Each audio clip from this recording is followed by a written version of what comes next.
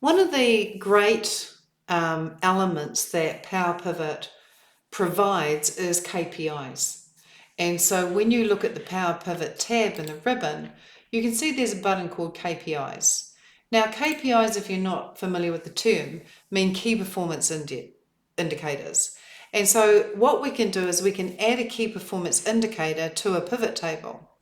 And a key performance indicator basically is designed to help the user quickly, visually see how a metric is tracking against a target.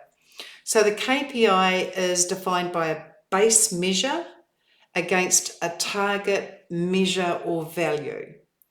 Let's start by adding a KPI, for example, to this financial summary pivot table. I've just shot it down to 80% so I can see more on my screen. Okay, so I click inside of the pivot table and I'm basically going to Power Pivot in the ribbon, choosing KPIs and new KPI. And this little window pops up. So I want to create a KPI based on my measure called total cost of goods sold. And I want to track that against the target measure, which is total sales.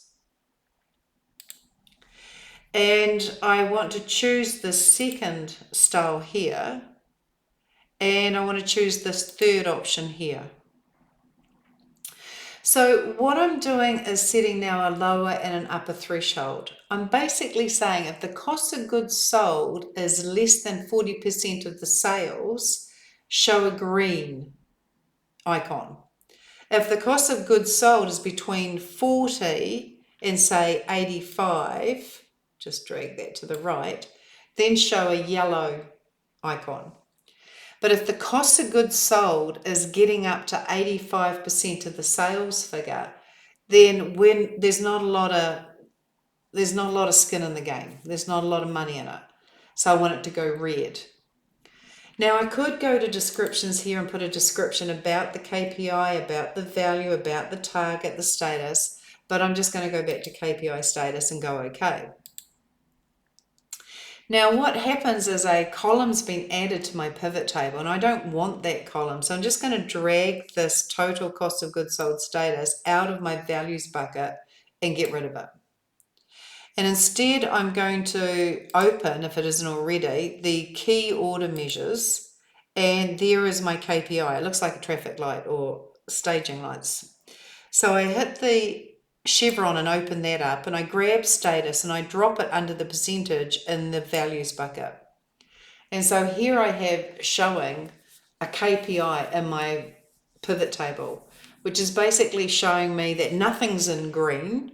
So our cost of goods sold are quite high, and in some cases they're really high, which is red, and getting up to the value of the sales themselves.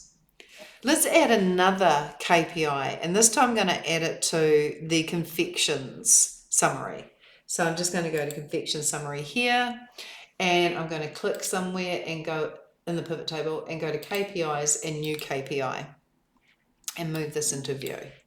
So what I'd like to do here is compare the confections in stock against an absolute value of 50. So choose my measure. So your base field is always a measure, confection in stock, whereas your target can be a measure or an absolute value. So I'm going to choose 50, for example.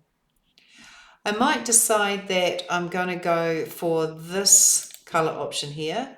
So, and then I'm going to leave my thresholds at 20 and 40.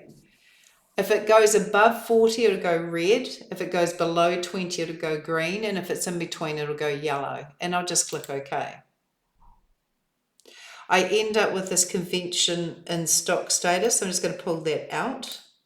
I'm going to expand my key product measures. There's my KPI. I'll expand that and I'll grab my status and drop it into the actual values bucket. So what I'm seeing here is that anything over 40 is showing with a red.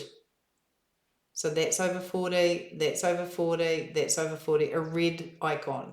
Anything between 20 and 40 is showing with a yellow one, and anything less than 20 is showing with a green. So they've got less than 20 in stock And so that's a good thing. Whereas if we've got too many in stock, that's a red because we're carrying too many items in stock.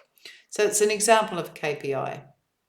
Now, as far as editing and deleting your KPIs, you simply go to the KPI button and you simply hit the drop down and choose Manage KPIs. Here are my two KPIs here, and the one I've just done is this KPI. So I click it and I go Edit, and it returns me to this situation here. If I wanted it to swap the colors around, I would choose this option and I'd go OK and close. And now what happens is if our stocks are too low, that is they're below 20, they go red. And if they're borderline between 20 and 40, they're yellow. And if we've got stock over 40, then they go green. So it's all a matter of how you want to track that KPI and what you want to show. And so that's a very powerful Power Pivot feature.